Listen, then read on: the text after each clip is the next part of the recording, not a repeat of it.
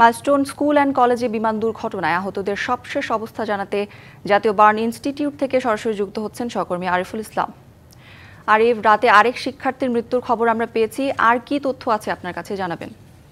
দেখুন গৌরী, যে বিষয়টা আপনি বললেন, এই খবরটা আসলে বেদনাদায়ক দিয়েই শুরু করতে চাই। শোটা ভালো কোনো খবর দিয়ে শুরু করতে চাই না, যেহেতু পৌনে 2টার দিকে গতকাল রাতে আরেকজনের মৃত্যু হয়েছে। সেক্ষেত্রে বলা যায় সংখ্যাটাও বেড়ে গেছে 35 জনের মতো। এমনকি আমরা যত জানি যে 34 জন ভর্তি ছিল দগ্ধ অবস্থায়, এবং কি তার মধ্যে 4 জন সংকটাপন্ন ছিলেন। আর সেক্ষেত্রে আসলে সংকটাপন্ন যে 4 জন আইসিইউতে ছিলেন, সেইখান থেকে আসলে একজনের মৃত্যু হয়েছে কিনা সেই বিষয়গুলো পরবর্তীতে হয়তো বা সংবাদ সম্মেলনের মাধ্যমে হাসপাতালে যে চিকিৎসক রয়েছেন তিনি হয়তো বা জানানোর চেষ্টা করবেন। এমনকি তার বয়স আমরা যতটুকু জানতে পেরেছি 14 বছর।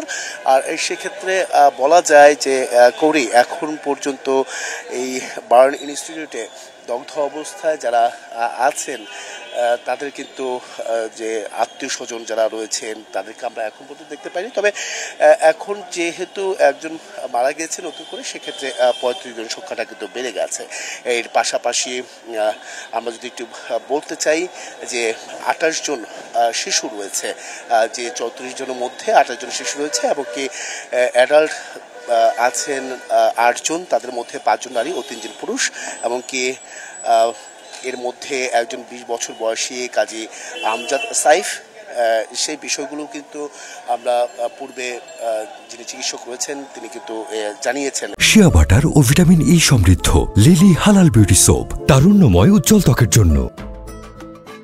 এবং কি আরেকটি বিষয় জানিয়ে রাখি, যে আইসিইউতে আছেন 4 জন রোগী, তার মধ্যে গতকালকে যিনি মারা গিয়েছেন সেই বিষয়টা আসলে নিশ্চিত করা যাবে। যিনি চিকিৎসক রয়েছেন তার কাছ থেকে আমরা নিশ্চিত করতে পারবো যখন তিনি সংবাদ সম্মেলন করবেন।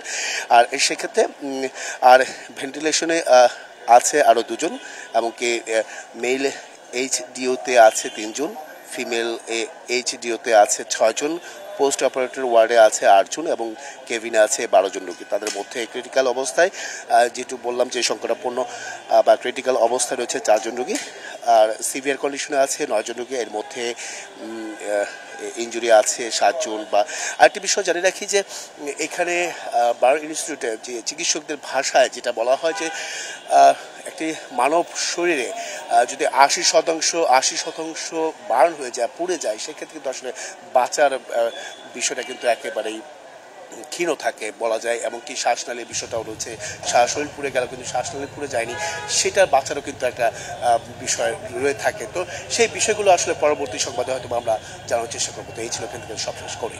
আরিফ, ধন্যবাদ আপনাকে।